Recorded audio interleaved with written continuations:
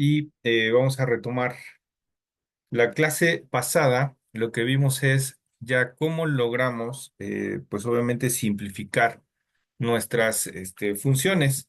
El primer ejercicio que se les quedó de tarea, pues era encontrar las funciones sin una simplificación y se habrán dado cuenta de que es un sistema o una implementación laboriosa, tediosa y a veces complicada porque empiezo a perder de vista el cómo ir conectando y demás.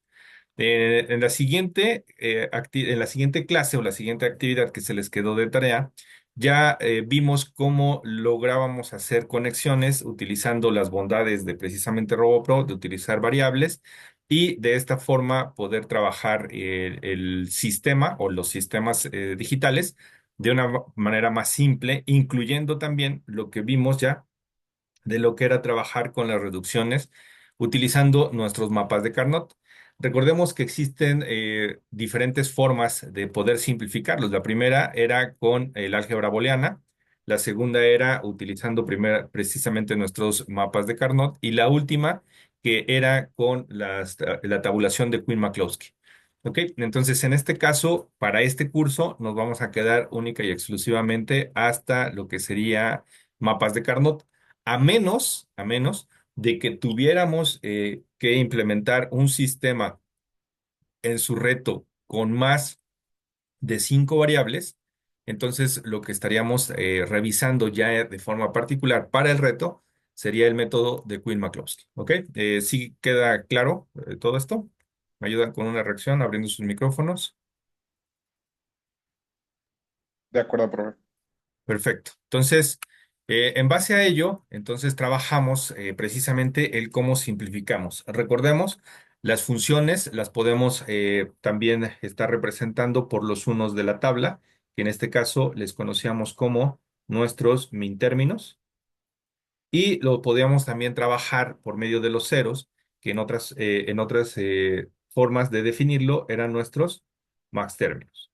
En cuestiones de los min términos, recordemos, era la suma de los productos de las variables y en el caso de los max términos era la parte de producto de sumas de variables. Esas serían las dos formas. Para que una función de min términos sea viable, pues obviamente todo el producto tendría que ser igual con uno y en la parte de los max términos, pues toda la función tendría que ser igual con cero. Entonces, esto fue lo que revisamos la clase pasada. Y entonces, en esta ocasión, lo que vamos a hacer es darle un repaso rápidamente a lo que serían nuestras funciones desde las tablas y las formas canónicas y la reducción que podemos hacer de ellas. Recordemos, de hecho, esto lo podemos repasar de lo que sería nuestra primera actividad. Nuestra primera actividad nos dejaron hacer un decodificador un decodificador de binario, de binario a 7 segmentos de forma hexadecimal. Entonces, lo que teníamos era el tener nuestros 4 bits y en la parte de las salidas, en lugar de tener solamente una función, íbamos a tener 7 funciones. ¿Por qué 7 funciones? Porque lo que tenemos que hacer es identificar cuándo se deben de encender cada uno de los LEDs del display de 7 segmentos. Y el display de 7 segmentos está formado por el display o el LED A, el B, el C, el D, el E, el F y el G. Entonces, si yo tengo que mi primera función es la función A, entonces yo tengo que ir viendo cómo ir encendiendo esos LEDs en base a la codificación binaria. Y esto fue lo que precisamente se les quedó. Ahora, si nosotros sabemos que cada uno de estos términos que tengo acá son mis min términos y mis min términos pues son todas estas funciones. Una de las opciones, no sé si fue la que siguieron, pero es la más recomendable. ¿Qué es lo que podemos hacer? Lo que podemos hacer es tomar y generar todos los min términos en la parte de mi programa, en la parte del simulador. Genero toda una base que tienen todos los min términos y luego tengo ORs en donde mando a llamar los min términos que corresponden a la función de ese display o ese let A, por ejemplo. Entonces, aquí voy a tener la OR de los min términos que correspondan a los unos de esa función A. Y luego voy a tener por acá otra función OR y esa función OR va a llamar los min términos que formen o que tengan el uno para poder encender el LED B y así sucesivamente. Entonces, de aquí, pues de una manera, pues obviamente no simplificada, estamos obteniendo la función que está establecida en esta tabla y su expresión algebraica, que no es otra cosa más que precisamente toda la suma de todos los min términos que tienen. Ahora, retomando lo que sería el poder simplificarlos. Para poder simplificarlos con álgebra booleana, lo primero que tendría yo que hacer sería el tomar, por ejemplo, las variables que son iguales en los min términos. Por ejemplo, esta. Lo que estoy observando es que estas son tal cual iguales y luego tengo z negada y z. Y hay una propiedad de álgebra booleana que me dice que es cuando tengo un z negado más un z multiplicado por los términos que no están modificándose. Y entonces ahí podría yo empezar a aplicar álgebra, álgebra, álgebra hasta llegar a una reducción de toda esta expresión. ¿Ok? Entonces, hemos avanzado a lo largo del curso desde establecer qué es la lógica, desde establecer qué son las tablas, de obtener todos los min términos de forma, pues obviamente, sin simplificar para cada una de esas funciones y hemos ido avanzando. Entonces, en este caso, si nos damos cuenta, también tengo la posibilidad de expresar esa función en la sumatoria de los min términos. Y en este caso, si se dan cuenta, están determinados. Recordemos que los min términos es el min término 0, el 1, el 2, el 3, el 4 y así sucesivamente hasta llegar al min término 15.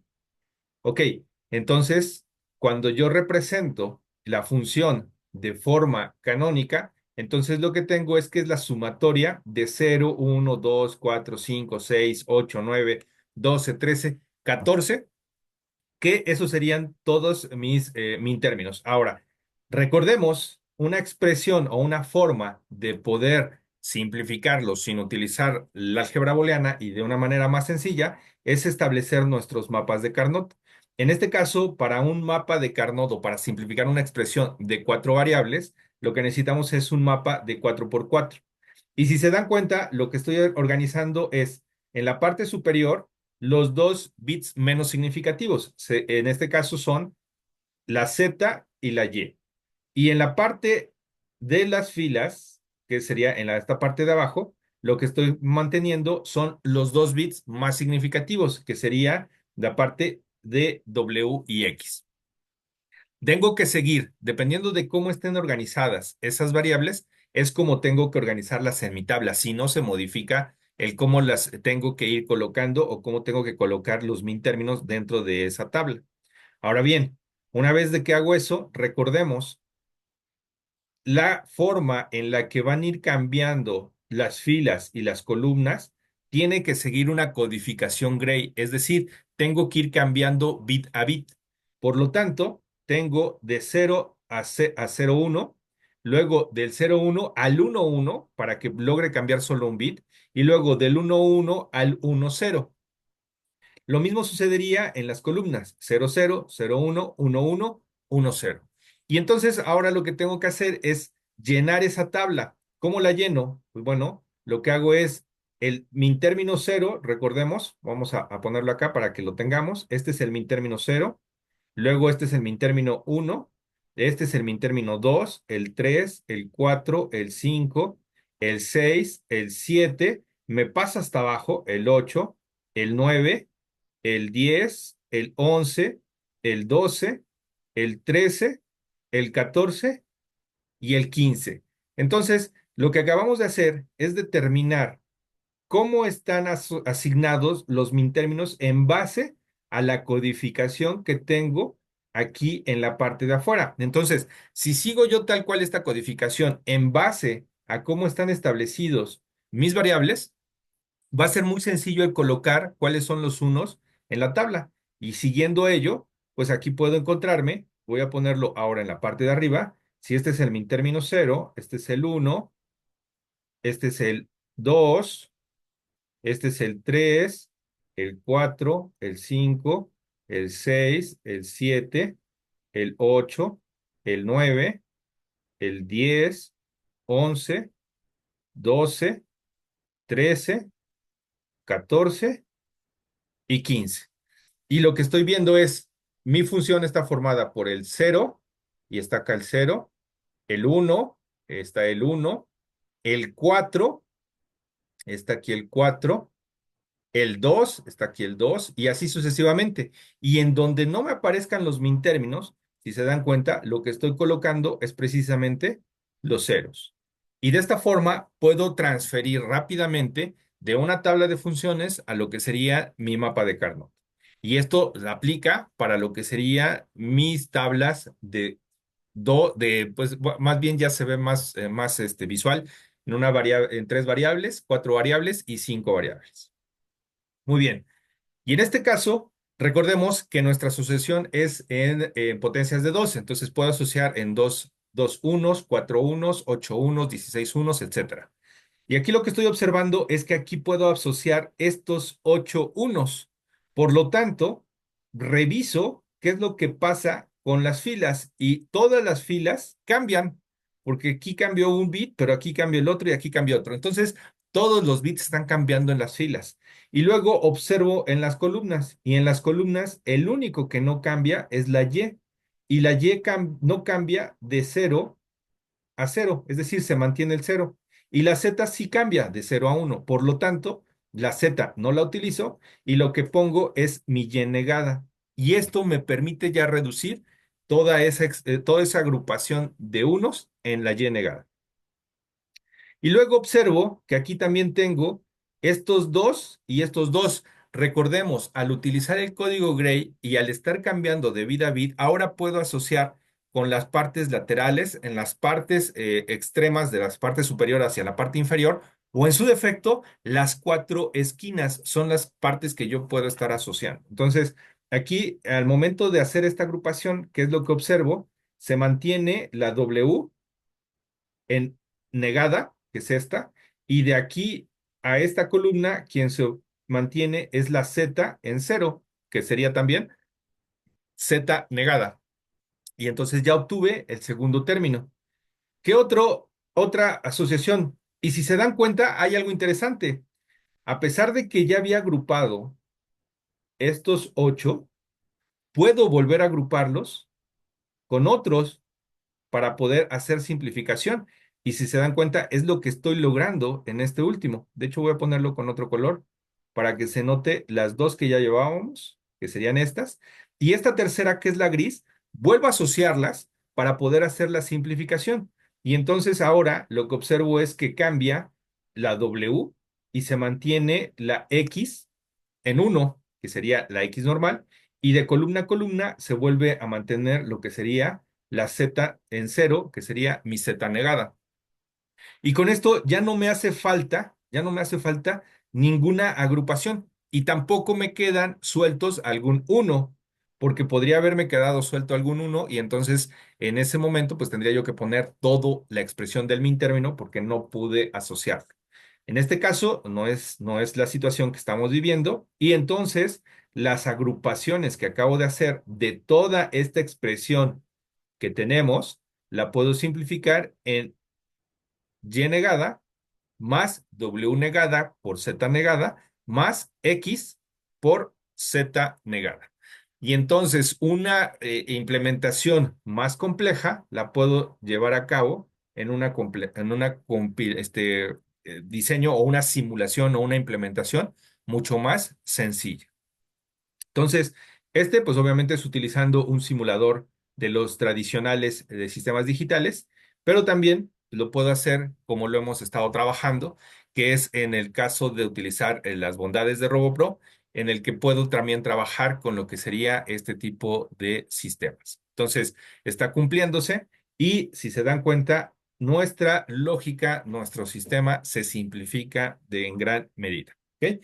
¿Vamos bien hasta acá? He logrado transmitir lo que quería. Si me ayudan con una reacción. Perfecto. Entonces, significa que hemos ido avanzando, hemos ido evolucionando desde el momento en el que nos presentamos a lo que es la lógica, nos presentamos a lo que es el establecer cómo quiero que funcione algo en base precisamente a encender, apagar. Hemos establecido lo que son las tablas de verdad, hemos establecido lo que son en este caso, los términos que forman esas funciones. Hemos establecido también ya las compuertas, porque si se dan cuenta, hemos trabajado con nuestras compuertas AND, nuestras compuertas OR. Hemos definido lo que son otras compuertas especiales, que son las XOR, las XNOR. Hemos definido también las OR con entradas bajas y salida alta, etcétera, etcétera, etcétera. Entonces, esto nos da pauta y nos da pie a que empecemos a trabajar con sistemas o diseños más complejos.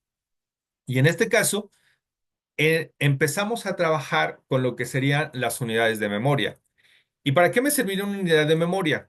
Si nos damos cuenta, en los sistemas que hemos estado trabajando, en el momento en el que yo presiono estos botones, entonces el sistema toma las decisiones correspondientes y me va a entregar la salida. Y esa salida o es que se cumplió la señal, que en este caso es por este camino. Aquí si se dan cuenta la tengo invertida a como la hemos estado trabajando, porque aquí está la S o estaría la Y si lo tenemos en inglés.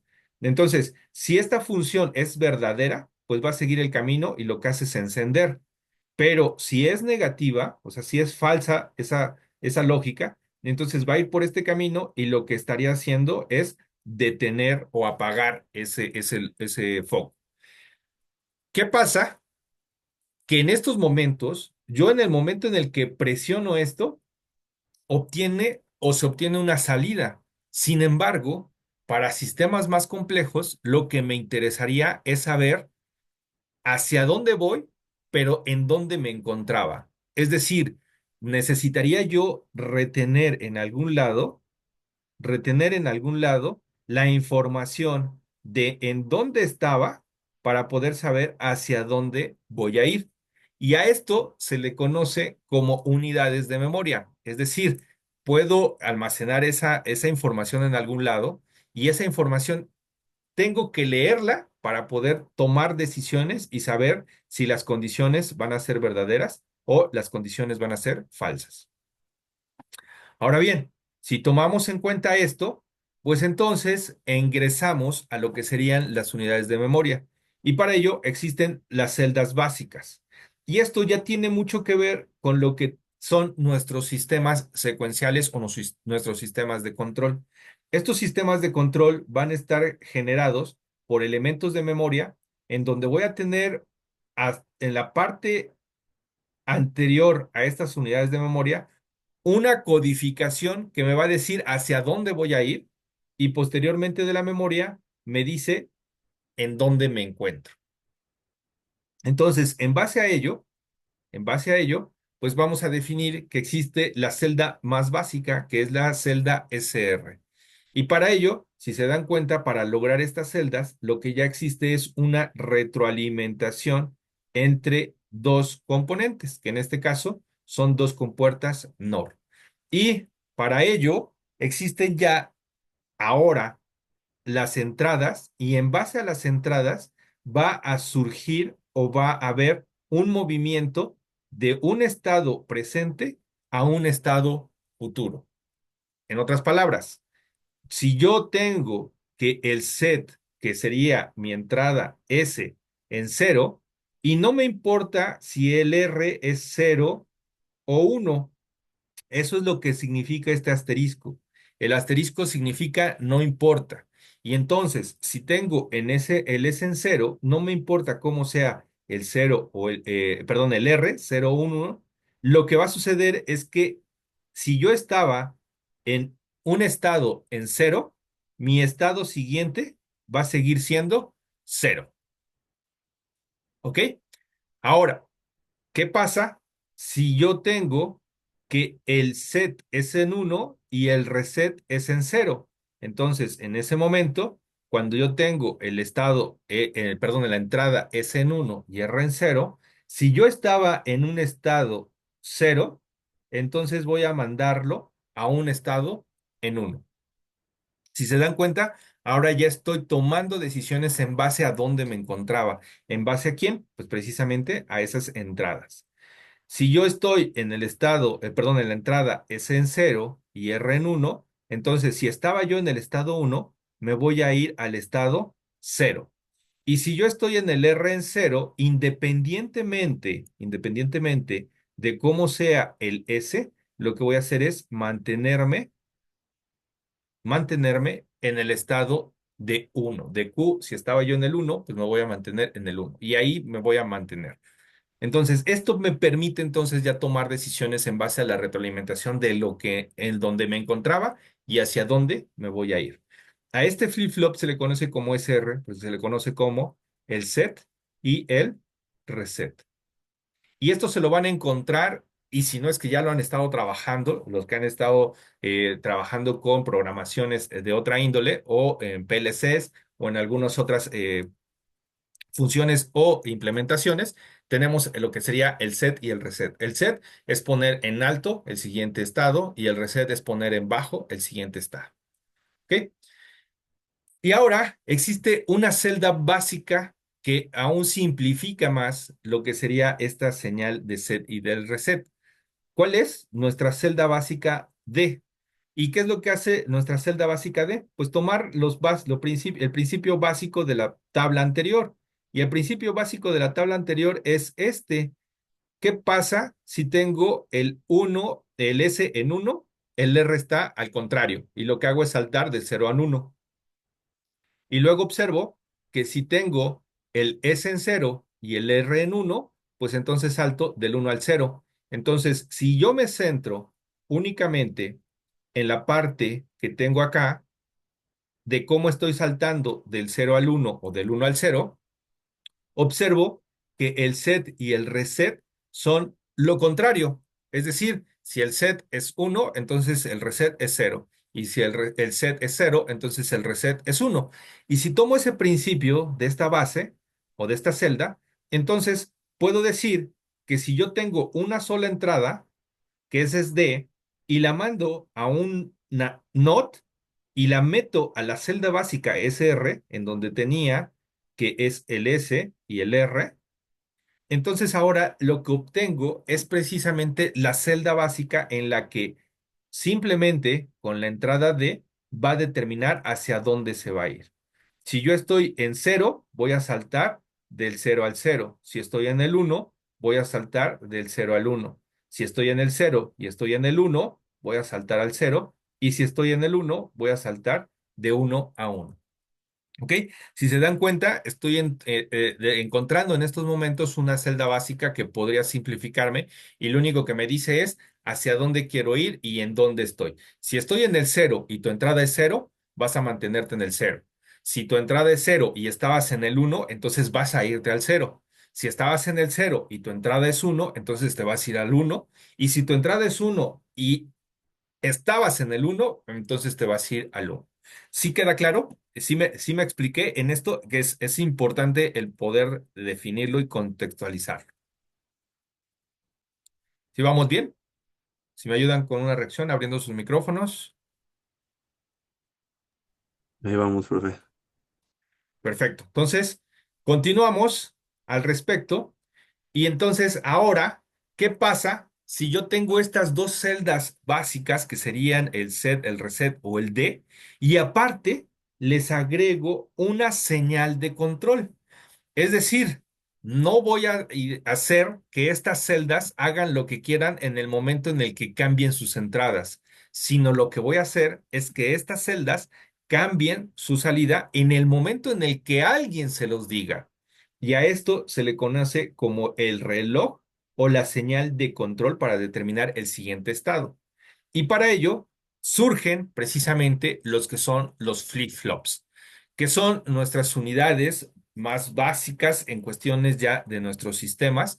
Y cuando tenemos este sistema o este control, este CLK, se le empiezan a conocer como sistemas síncronos, es decir, sistemas que van a estar trabajando con una señal de control. ¿Ok? Entonces, en base a ello, lo que podemos determinar es precisamente que ahora, al momento de que yo a este SR le ingreso este bloque que tengo acá, en donde lo único que estoy colocando son dos AND, y esas AND van conectadas a una nueva señal. Si se dan cuenta, están conectadas a las dos entradas y las otras terminales a las entradas SR. Pero ¿qué va a pasar?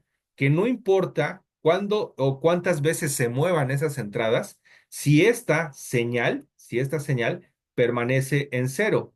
¿Por qué? Porque la AND, cuando tiene una de las señales de entrada en cero, siempre las salidas van a permanecer en cero. No va a haber cambios. Entonces, eso significaría que nuestro sistema, si lo observamos, siempre va a mantenerse o a retenerse en el estado en el que está.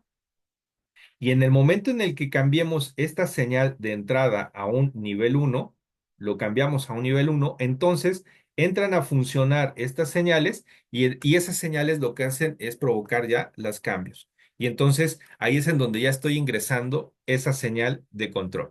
Lo mismo sucedería con el flip-flop D para lograr hacer que estas señales cambien de estado, pero única y exclusivamente cuando este reloj se le informa. Existen otros flip-flops que en este caso son flip-flops perdón, el flip-flop T. Y estas tienen otras características. Si observan, cuando tengo la entrada T, voy a permanecer en el estado 00. Cuando esté en 1, si estaba yo en el cero, me voy a cambiar al uno, pero si estaba yo en el uno, me voy a cambiar al cero. Y cuando esté en cero y esté en el estado uno, me voy a mantener. Entonces, este tipo de flip-flop me puede servir para otras aplicaciones para simplificar mi lógica sin tener que utilizar un flip-flop D o un flip-flop SR. Y el último, que sería el flip-flop JK. Y este flip-flop JK depende de cómo están sus entradas, que sería de cero, no me importa, se mantiene en cero. De uno, no me importa, si estaba en cero, se mueve al uno. Del no me importa al uno, se va a mover del uno al cero. Y el no me importa al cero, se retiene en el uno. Estos flip-flop JK, por lo regular, para lo que me sirven o los utilizamos mucho, es para el diseño de contadores como tal. Entonces, en este caso, es importante el poder saber cómo están trabajando y para cuáles me estarían funcionando este tipo de sistemas. Ahora, para seguir y concluir, lo que voy a tener es que estos relojes que tengo acá, que son los LKs, pueden estar funcionando por nivel o por plan. Plan. ¿Qué significa por nivel? Por nivel significa que mientras el reloj se encuentre en un alto, si es que está configurado para un alto, entonces lo que significa es que mientras el reloj esté en alto, va a estar permitiendo pasar las señales a las salidas y obviamente está cambiando de estados. Y cuando tengo la configuración por flanco, significa que independientemente, obviamente aquí, si se dan cuenta, va a intervenir el tiempo en el que se encuentre esa señal activa. Si yo tengo una señal que está un tiempo mayor, pues entonces durante todo ese tiempo el flip-flop puede estar cambiando de estado. Ahora, el otro es por flanco. Por flanco es simplemente en el momento en el que sube o en el momento en el que baja, dependiendo de cómo esté configurado, lo que hace el flip-flop es considerar las condiciones de entrada para poder determinar su salida. Y aquí va a ser independientemente de si este tarda un tiempo mayor o en su defecto tarda un tiempo mínimo. Simplemente es por medio del flanco, es en el que el flip-flop va a tomar las señales de entrada y determinar cuál es el estado siguiente. En base a ello, entonces podemos empezar a explorar el cómo puedo diseñar este tipo de máquinas que puedan presentarme una máquina secuencial. Para ello, lo primero que vamos a trabajar, pues son los diagramas de estado. Y para utilizar los diagramas de estado, vamos a definirlos. Estos se representan por medio de circunferencias y están determinados por un ciclo de reloj. Es decir, cada vez va a saltar este diagrama de estado en estado, cada vez que el reloj se lo esté indicando. ¿Qué es lo que va o cómo está nomenclaturado este estado? Pues voy a tener identificador de mi código del estado como tal, voy a tener el estado presente, voy a tener el identificador por símbolo del estado y por consiguiente voy a tener las salidas asociadas a ese estado. El estado representado, pues ya habíamos dicho que es precisamente esa circunferencia. ¿Cómo voy a unir entre estados y estados? Pues bueno, puedo unir un estado por medio de una línea y esa línea es sin condición. Es decir, yo estoy en el estado B y voy a pasar al estado C y no existe una condición para hacerlo. Simplemente paso de uno al otro. Puedo tener, en este caso, un salto de condición a condición con una condicionante de un estado a otro con una condicionante. Y esas condicionantes pueden variar para poder cambiar del C al D, por ejemplo, o del C al E. ¿Quiénes me van a dar estas condicionantes? Pues en este caso pueden ser o van a ser señales externas. Y puedo tener en este momento, en el estado presente, que sería el estado en el que me encuentra, puedo tener salidas o en su defecto podría yo tener salidas en, en el momento de la transición. Es decir, yo tengo una salida únicamente en la transición y va a ser un pequeño instante en el que aparezca esa señal, pero al momento en el que yo llego al siguiente estado, esas señales ya no están.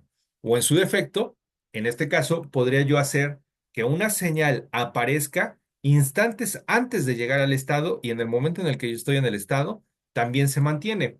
Y esto pues tiene ciertas aplicaciones que las vamos a ver más adelante. Ahora, no es necesario que existan condiciones para saltar de estado en estado, ya lo habíamos mencionado.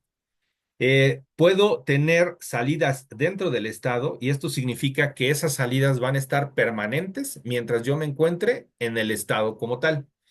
Y si salto a otro estado, pues obviamente podría ya no estar. En este caso, si ya lo vemos por medio de los diagramas de tiempo, el reloj, en el momento en el que yo pase al estado C, entonces paso al estado C, se habilita la señal RRR y va a permanecer una señal de reloj, siempre y cuando esa señal de reloj no haga que salte a otro estado, por ejemplo, el D.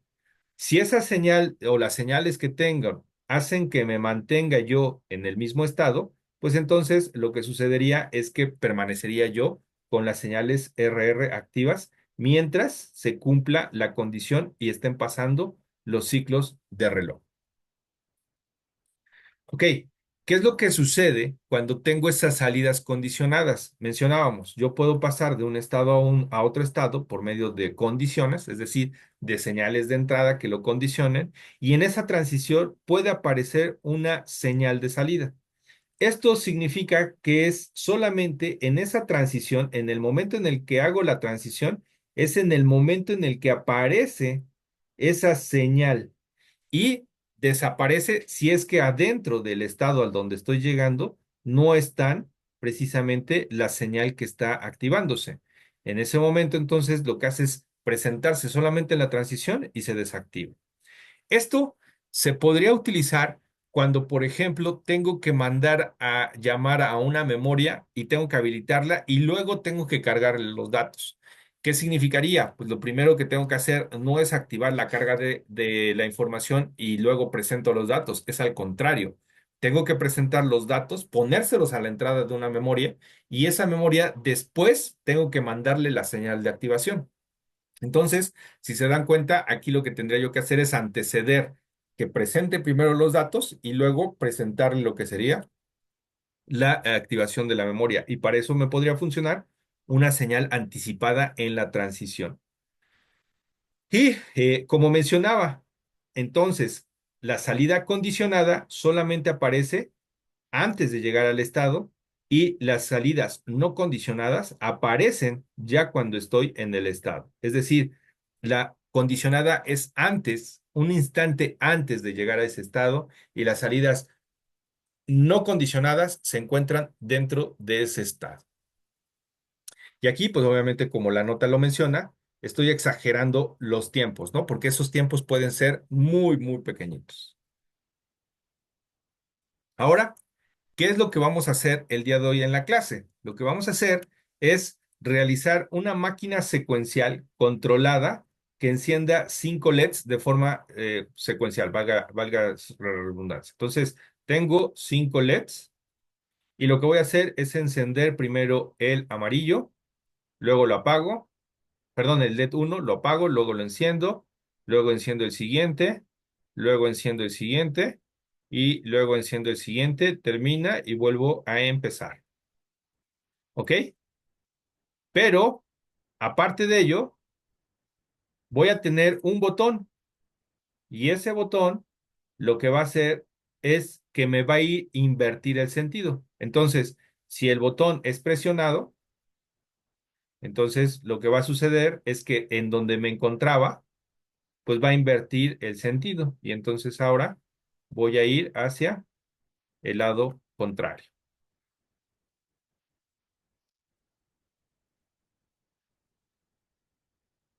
Y en el momento en el que cambie,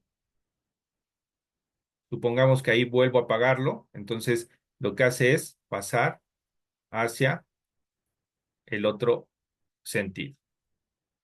¿Sí queda claro qué es lo que vamos a hacer? Si me ayudan con una reacción de aventando o hay algo más que necesite yo explicar.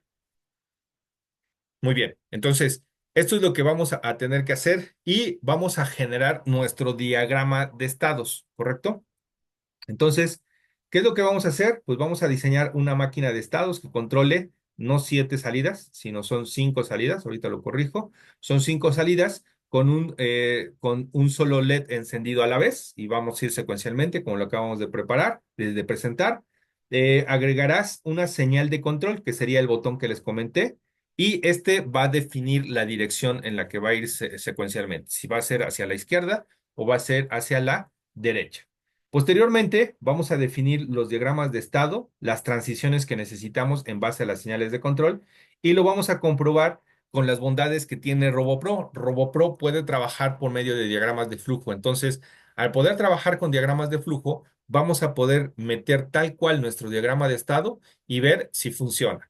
Una vez de que veamos que nuestro diagrama de estado está funcionando, entonces ahora lo que vamos a realizar es la implementación lógica usando nuestra compuerta que ya definimos, que es ahora un flip-flop, que es la señal que estamos entrando, pero ahora haciendo retroalimentación del mismo sistema. Y eso nos va a permitir presentarlo ya con una señal de memoria, con nuestras compuertas dentro de RoboPro y nuevamente lo vamos a estar simulando en él. ¿Qué es lo que al final tendríamos que tener? Pues lo que tendríamos que tener son dos sistemas. Uno, utilizando únicamente diagrama de estado. Dos, ya encontrando nuestras funciones lógicas para poder implementar nuestra función dentro de RoboPro y ver que esté funcionando de igual forma. ¿De acuerdo?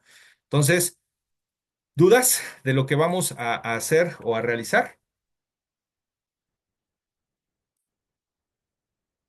¿No? Ok. Todo bien, profe.